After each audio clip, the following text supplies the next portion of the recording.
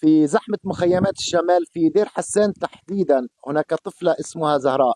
زهراء طفلة مريضة سرطان، تعاني المرض بجسد هزيل، بجسد ضعيف، في بيت أرهقه الفقر. نحن في الرابطة السورية لذوي الإعاقة استجبنا لهذا النداء وتوجهنا على البيت لعند الطفلة زهراء لنعاين الحالة ونلتقي مع والدها ونسأله عن وضع زهراء وعن سبب مرضها. أخي الكريم احكي لنا شو زهراء، شو اللي صار معها؟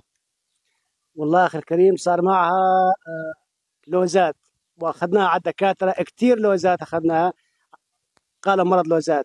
فاخر شيء اكتشفناه انه مرض سرطان بالحنجره.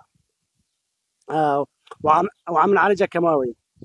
بالنسبه للكيماوي الجماعه بالمشافي كان في مجانا، اليوم بالمجانا ما ظل، صار كله من برا. ونحن صرنا نشتري الجرع من برا المشفى، يعني وحطينا اللي فوقنا واللي تحتنا. صرنا نبيع من اغراض البيت بسبيل نجيب الجرع للبنت. يعني عرضنا كثير شغلات للبيع ما عم تنباع معنا. اللي حقها 1000 ليره تركي او 100 ليره تركي صار ياخذوا ب 10 ليرات. يعني الامور صارت في ضمور. واحنا يا جماعه طالبين ناشد اهل الخير الموجودين اللي سامعين الصوت، اللي يسمعون الصوت، احنا نطلب منكم ومن اي انسان متبرع لهالطفله مشان جرعات مناعيه. الله يجزاكم الخير.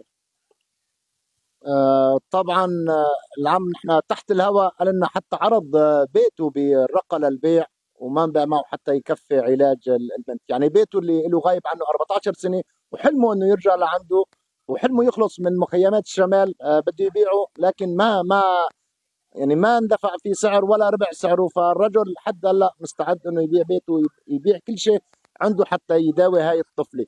فنحن بالرابطه السوريه بنناشد اهل الخير القلوب الرحيمه مساعده هاي الطفله زهراء لتتخطى هاي المرحله، وان شاء الله الله بيشافيها. زهراء شو بدك تحكي لنا يا عمو؟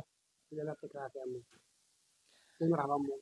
طبعا زهراء كانت خايفه منا اول ما جينا، فكرتنا دكاتره قد ما تألمت حرام بالمشافي وهيك، فبتزور لحتى قبلت معانا تجي.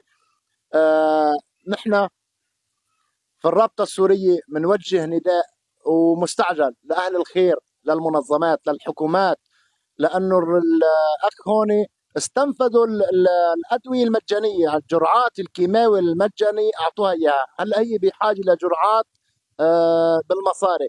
فالناس هون اهلها يعني ما ضل عندهم طاقه، استنزفوا كل قواهم واستدانوا وباعوا كل شيء بيقدروا عليه.